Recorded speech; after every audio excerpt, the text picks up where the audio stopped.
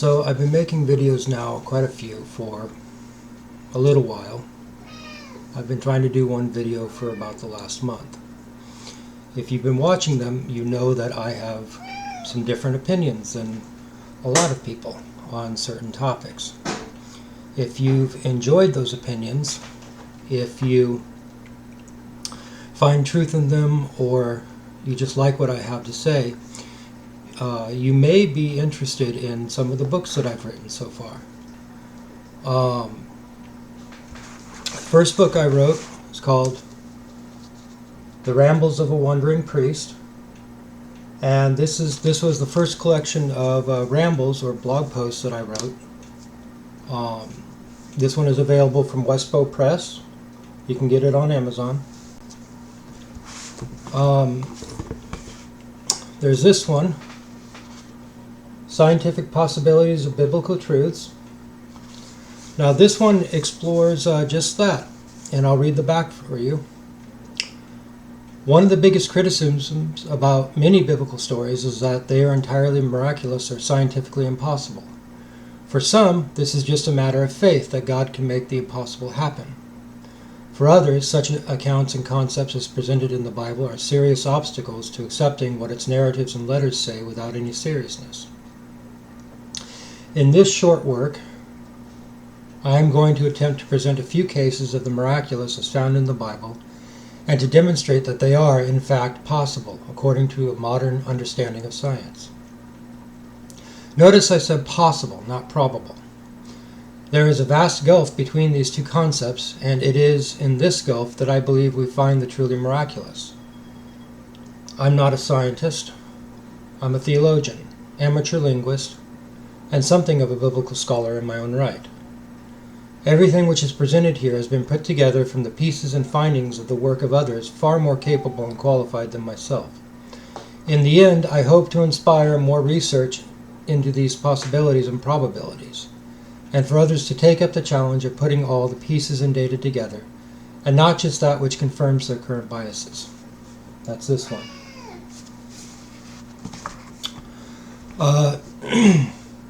This one you may be interested in. I called it The Path. This is a collection of scriptures that I translated from the Greek, and I'll read the back of this one as well.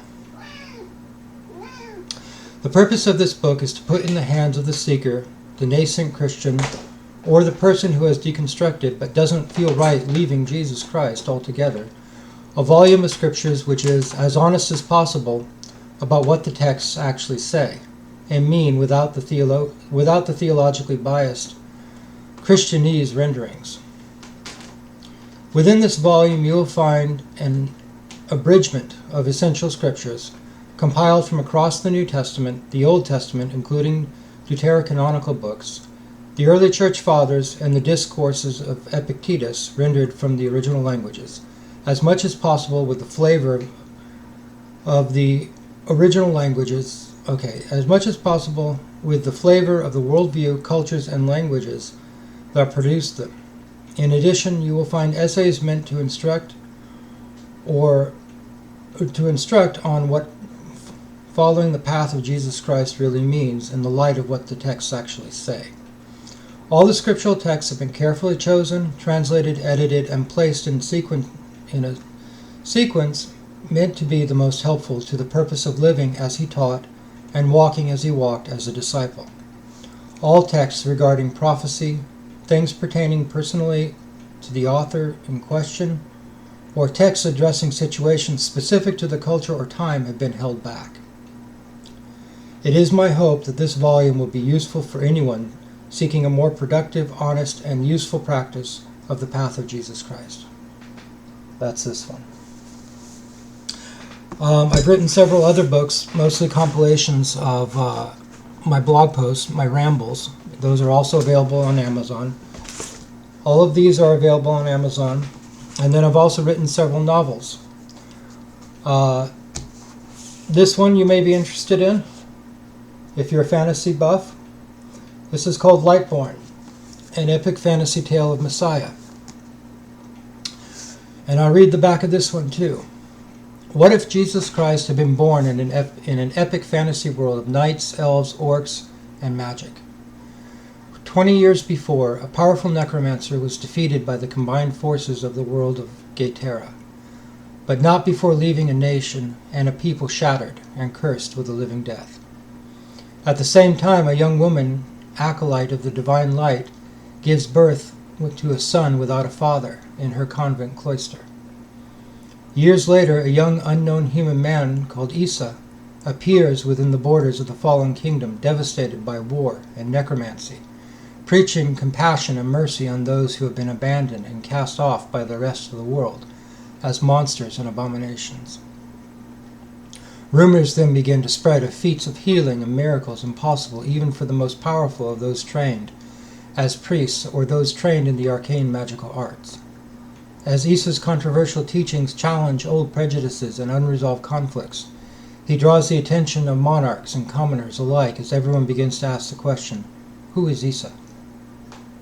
In the battle-scarred world of Gaetera, the answer to that question will lead either to another devastating war or the rebirth of a people long thought lost to the darkness. But the message sent to the world by him will change the face of Gaetera forever. The kingdom of light has come. If you like Dungeons & Dragons, if you like Lord of the Rings, World of Warcraft, or any epic fantasy world, this one's for you. This is my book, The Confessions of Priscilla, and this is a historical novel about the life of Priscilla, wife of Aquila, and companion of the Apostle Paul. And I write, as the author of her own narrative, Priscilla presents not as a perfect saint, but as a very fallible, imperfect human woman, accepted for who she was, loved and taught by the union of an infallible, perfect, loving God and frail human flesh. You will see her struggles and her weakness, you will see her failures, and you will see how, in spite of all of it, she is used by God to bring the gospel to those who need it. You will encounter the events of her youth, her life as a disciple in Judea with her husband, and the lives of under the Roman Empire as they cross back and forth the world around them. Not as the world around them, not unlike our own, as one might think, grows more uncertain and more unstable with each passing year. Priscilla's testimony isn't about a perfect saint or a perfect church. It's about a flawed woman who is transformed by a perfect God. And the last one I want to show you is The Missionary. And this one is inspired by a popular post-apocalyptic RPG series. You can probably guess which one.